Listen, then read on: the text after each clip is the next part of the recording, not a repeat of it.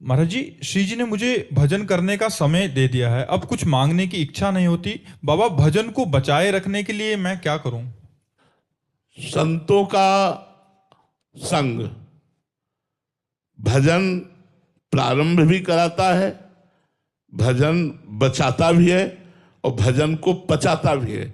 यदि हमें भगवत प्रेमी महात्माओं की सेवा और संग प्राप्त हो जाए तो उससे भजन प्रारंभ भी होता है। भजन न होई संग बिनु, और भजन बिना नहीं प्रेम, छिन्हो भजन छाड़िए, धरिए ध्रुव यह नेम।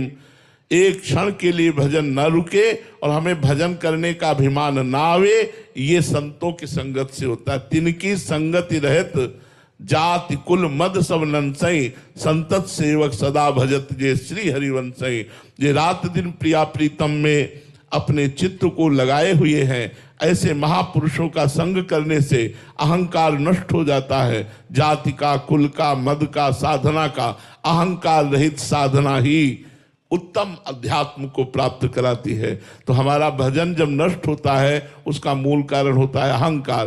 अहंकार के वशीभूत होकर किसी पर क्रोध कर देना, कोई प्रतिकूल व्यवहार कर देना, उससे हमारा भजन क्षीण होने लगता है। और जब हम दैन्य हैं तो हमारा भजन बढ़ता चला जाएगा। तो ये दैन्यता, अहंकार का नाश, ये संत समागम से होता है। संत समागम करने वाला अलग, लाखों में अलग पहचाना जाएगा कि ये साधु समागम करने वाला, ये नाम जप करने वाला, क्योंकि उसमें अहम नहीं होगा।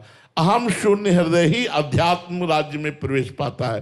अहंकारी बाहरी व्यवहारों में केवल दिखावा कर सकता है, अंतर राज्य में प्रवेश नहीं करता। अंतर राज्य में जब तक प्रवेश नहीं होता तब तक कोई वास्तविक बात बनती नहीं है। इसलिए अंतर्मुख होकर समस्त इंद्रियों को अंतर चिंतन में लगाना, ये संत संग की कृपा से होता है। नाम जप और साधु समागम, ये दो आपको उत्तम अवस्था तक पहुंचा देंगे, आपके भजन को बढ़ाकर, बचाकर, पचाकर सिद्ध बना देंगे। बीनू बालाजी, जम्मू से।